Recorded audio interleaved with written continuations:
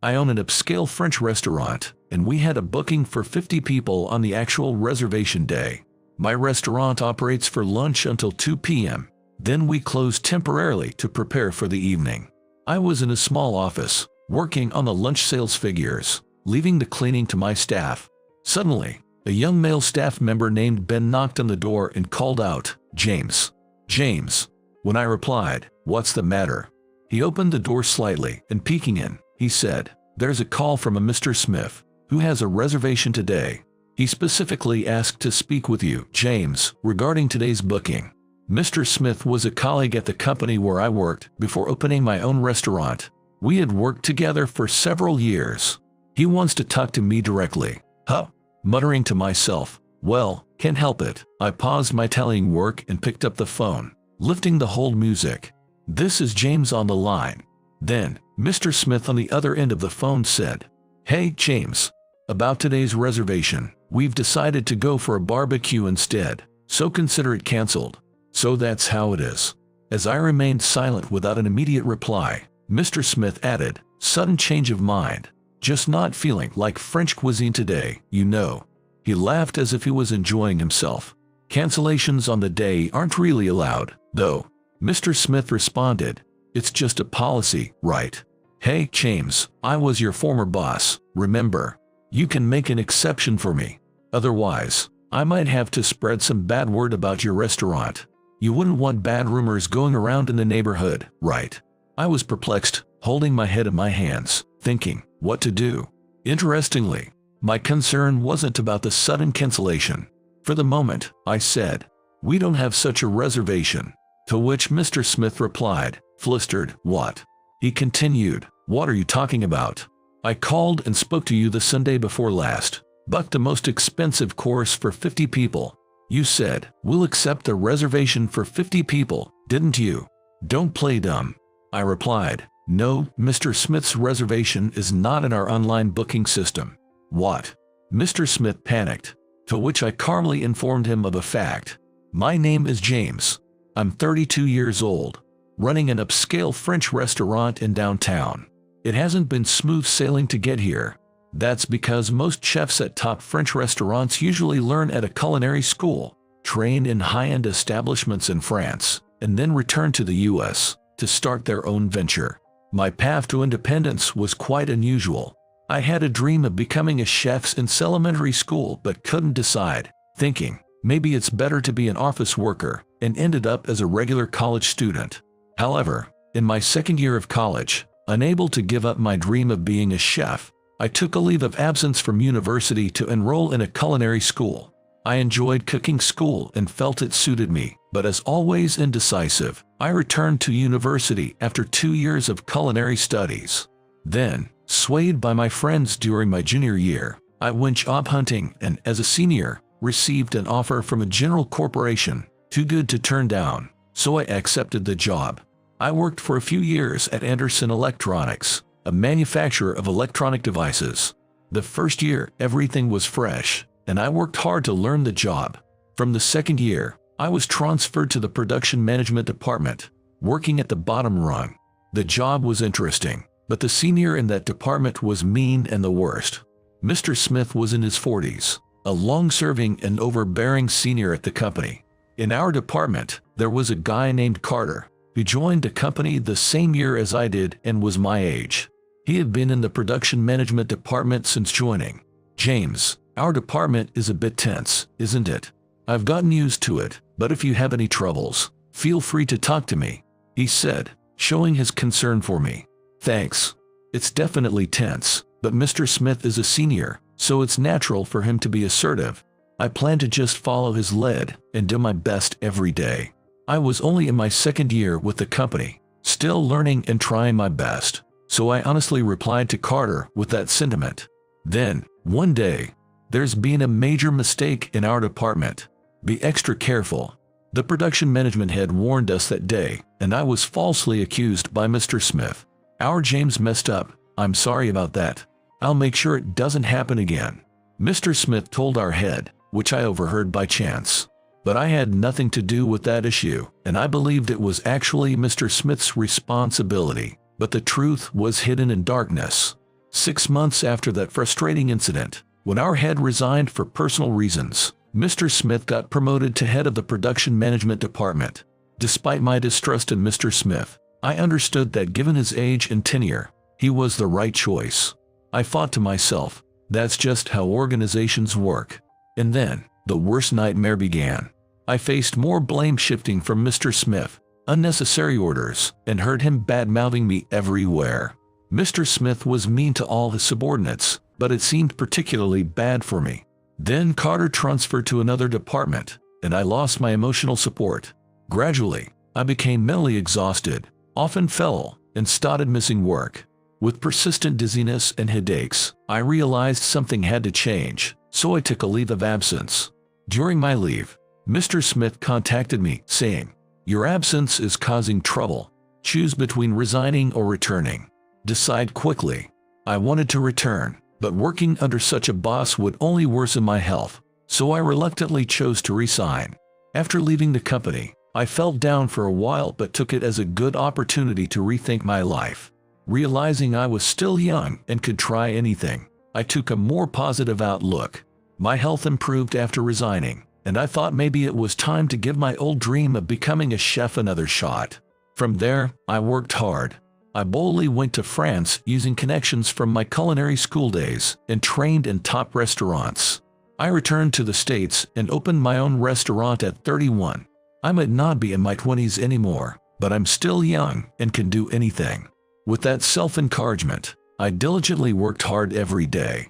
Thanks to that, just over half a year after opening my restaurant, it started to really take off. People often tell me I have a talent for cooking, but I don't feel that confident about it. What I did keep up with was honing my culinary skills and innovating to keep the restaurant profitable. The knowledge I gained from a regular university and my experience in a general corporation played a big role in my business management.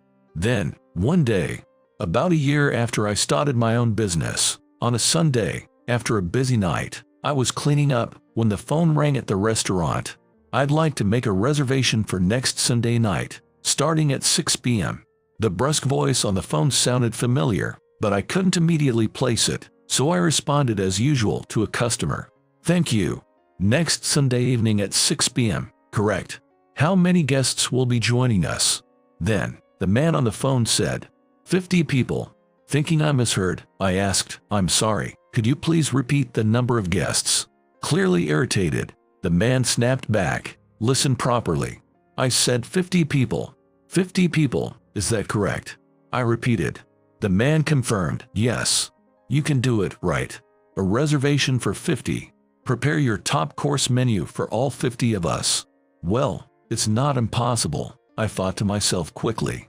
My restaurant is a 2-story building, usually using just the first floor for seating and the second as storage. But if I temporarily set up extra seating upstairs, it should work out. Understood. I will book for 50 guests. May I have the name and contact information of the party leader? I asked. "It's Smith. You're the owner, James, right?" The man on the phone introduced himself. I realized then, that voice, that manner of speaking, it was familiar. It must be Mr. Smith, the mean senior from my days as a corporate employee. Just to confirm the full name, he said, "It's Brandon Smith." No doubt about it. For a moment, unpleasant memories from that time started to resurface, but I quickly dismissed them as irrelevant now. "Mr. Smith, it's been a while." "Yes, this is James. Thank you for your reservation. I look forward to seeing you again on the day," I replied calmly, reminding myself that although I disliked Mr. Smith back then, we were no longer in a boss-subordinate relationship. I also thought it was nice that he chose to patronize my restaurant. "Is this reservation for 50 people from your company?" I asked. "Yes, it's a get-together for our department," he replied. When I stayed silent, he added, "It's for the sales department of Anderson Electronics. We're planning to do it big this time. Counting on you." I was momentarily surprised. The sales department likely included some employees I knew. "Understood. We look forward to serving you," I said. Then Mr. Smith said, "Thanks," and abruptly ended the call. 2 weeks passed. The reservation day for Mr. Smith and his party of 50 arrived. We operate for lunch until 2 p.m. and then close temporarily to prepare for the evening. I was in a small office tallying up lunch sales, leaving to clean up to my staff. Suddenly, a young male staff member named Ben knocked and called out, "James. James." When I asked, "What's up?" he opened the door and said, "There's a call from Mr. Smith, who has a reservation today. He wants to speak with you, James, about today's booking. He wants to talk to me directly." Huh? Muttering to myself, "Well, can't help it." I paused my work and answered the phone after lifting the hold music. "James speaking." Then, Mr. Smith on the phone said, "Hey, James. About today's reservation, we've decided to go for barbecue instead, so consider it cancelled." So that's how it is. As I stayed silent, not immediately responding, he added, "A sudden change of heart. Just not feeling like French cuisine anymore, you know," and laughed as if enjoying himself. Cancellations on the day aren't really allowed, though. When I replied, Mr. Smith said, "It's just a policy, right? Hey, James, I was your former boss, wasn't I? You can make an exception, can't you? Otherwise, I might have to spread some bad words about your restaurant. You wouldn't want bad rumors in the neighborhood, right?" Holding my head, I wondered what to do. Interestingly, my concern wasn't about the sudden cancellation. I wondered what the best way to deal with Mr. Smith might be. "For now," I said, "we don't have such a reservation on our system." Mr. Smith replied in surprise, "What?" He then said, "What are you talking about? I called and talked to you the Sunday before last and booked the most expensive course for 50 people. You said you'd accept the reservation for 50 people, didn't you? Don't play dumb." I responded, "No, Mr. Smith. Your reservation isn't in our online booking system." "What? Are you saying you failed to manage my reservation on the web, even though I specifically called to book? Can't you keep a promise? Such an incompetent manager. What kind of upscale French restaurant is this?" "Well, a restaurant that can't get customers will probably go out of business soon. No one will come tonight. Zero revenue." That's how Mr. Smith ranted. I wanted to retort with, "I don't want to hear about keeping promises from someone who cancels at the last minute," but I just muttered it to myself. I said, "Thank you for your concern about our revenue. We actually have another group of 50 guests who have already reserved for today, so there's no issue with our sales. It's a pity we won't see you, Mr. Smith." "What?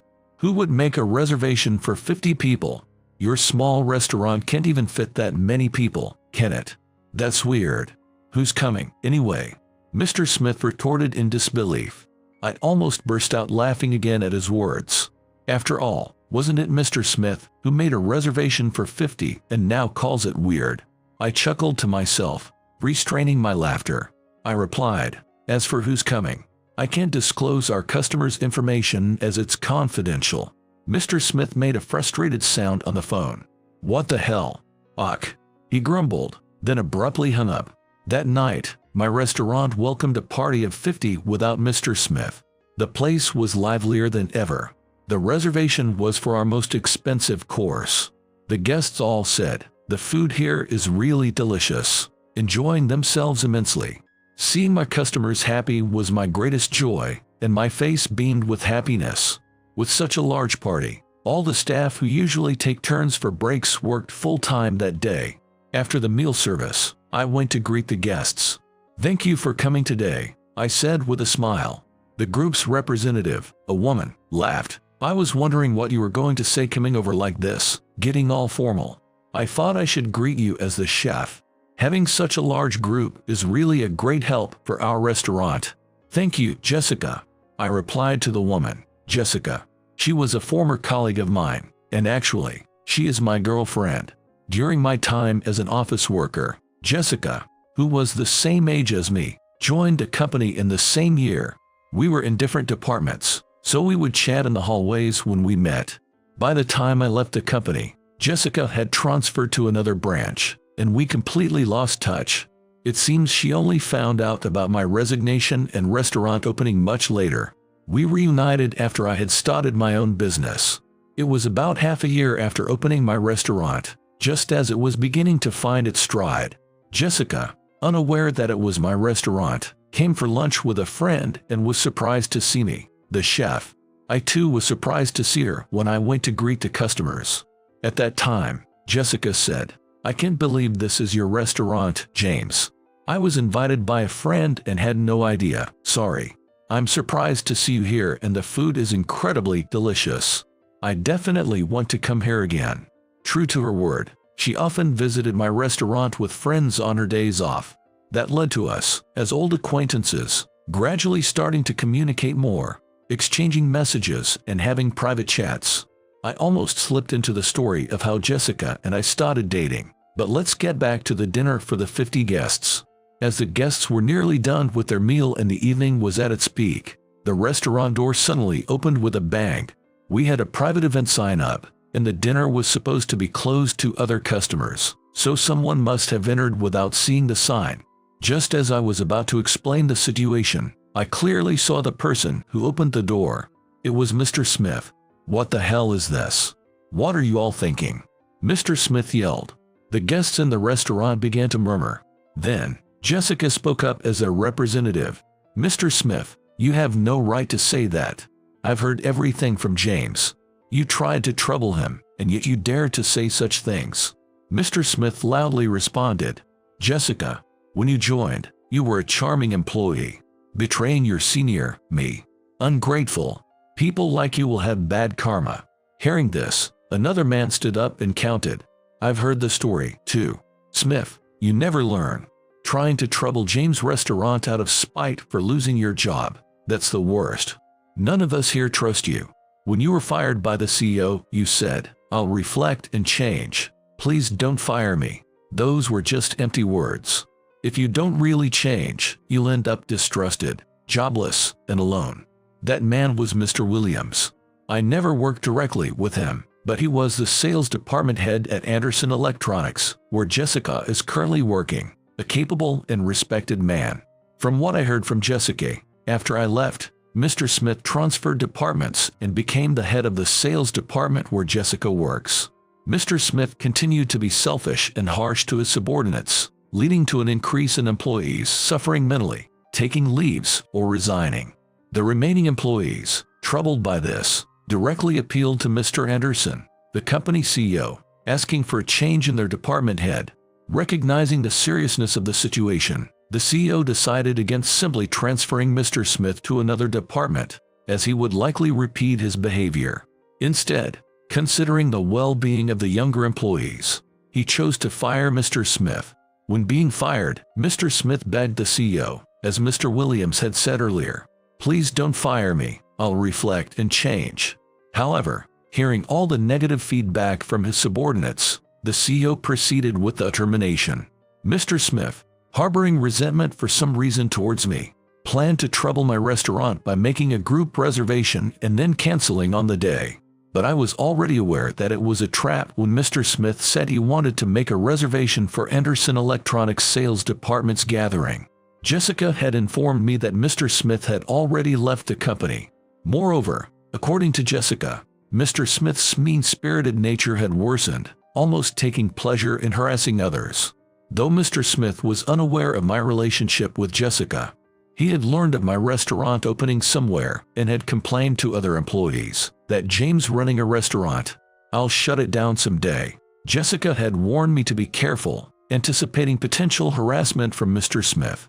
After receiving Mr. Smith's reservation, I informed Jessica, who then discussed it with Mr. Williams, the current head of the sales department. Enraged, Mr. Williams said, "How dare he use our department's name for a fake reservation? Let's actually have our department's gathering there. If Smith plans to cancel, let's actually go through with a 50-person dinner. That way, he can trouble James, and it's a win-win situation." Upon asking his team, exactly 50 people agreed to participate. Among the participants were employees I had worked with who were eager to visit my restaurant. Even employees I hadn't met had heard rumors about me running a restaurant and were excited to visit, which I greatly appreciated. When Mr. Smith called to cancel, saying, "We don't have such a reservation," and informing him about another 50-person reservation, I felt quite relieved. However, I never expected Mr. Smith to actually show up at the restaurant that night. Seeing the gathering of his former colleagues, Mr. Smith stood dejectedly at the entrance. Then, "Carter, A former peer from my time in the production department spoke up. "Excuse me, Mr. Smith. It wasn't our intention to ostracize you. This event was Mr. Williams's idea to prevent any disadvantage to James's restaurant from your cancellation. Making a group reservation and canceling on the day is unacceptable. When I first joined, you taught me a lot about work, and I'm grateful for that. However, it was painful to see how you increasingly lost everyone's trust by being harsh and selfish based on your mood. Could you please reflect and change that aspect of yourself? I'd like to work with you again someday." Hearing this, Mr. Smith fell silent for a while before starting to cry. "Someone still says such things to me. I admit, I became arrogant and started ignoring others' feelings after gaining power. I too once worked hard and earnestly as a newbie. When did I become like this? I was weak, not cut out to consider my subordinates' feelings and manage work skillfully. I see that now," Mr. Smith said, crying. The room fell silent. "You may say that now, but trust can't be regained immediately. If you genuinely want to reflect and change, you must show it through your actions and gradually regain trust," Mr. Williams said sternly yet kindly. Though firm, his nature is kind. This personality trait was evident in his words. "Yes, we don't entirely lack gratitude towards you, Mr. Smith. It would be wonderful to build a trusting working relationship again," Jessica added. "Thank you, but since I've been fired, I can't return to Anderson Electronics. However, I'd be happy if there's a chance to work with you all in some other way," Mr. Smith replied, still crying. I observed with mixed feelings, unable to fully trust him yet, as his tears didn't seem entirely false. Half a year passed. Jessica and I, having a smooth relationship, decided to get married soon. Hearing this, our former colleague, Carter, suggested, "Let's go out for a drink to celebrate." So, the three of us went to a bar. I went to a client the other day, and guess who I saw? Mr. Smith, Carter shared. He's working at a small company that manufactures parts for our products. He seemed much calmer. I almost didn't recognize him. He was speaking gently and seemed to get along well with the employees there. Carter shared that information with us. "That's good to hear. I felt sorry for Mr. Smith when he got fired, and after all, we have him to thank, right?" Jessica said, looking at me. "Yeah." I nodded, and Carter, curious, asked, "What? What are you talking about?" "Because we started dating thanks to Mr. Smith," Jessica explained. "Really? I had no idea. What do you mean?" Carter asked in surprise. "I think it's a bit of an overstatement to say it's all thanks to Mr. Smith." I somewhat disagreed with Jessica's framing. But we did start dating after reconnecting when I visited James's restaurant and occasionally stayed in touch, though we were just friends for a while. It was only after we began talking about Mr. Smith that we started communicating more frequently, Jessica said. "Is that so?" Carter seemed both enlightened and confused. Indeed, Jessica's warnings about Mr. Smith and getting updates about him led me to stay in more regular contact, I said. "Yeah, so it's thanks to Mr. Smith," Jessica affirmed. "I guess it's one way to look at it, though it feels a bit off. But let's leave it at that," I said. Hearing this, Carter laughed. "Anyway, cheers to you both. Congratulations on your engagement."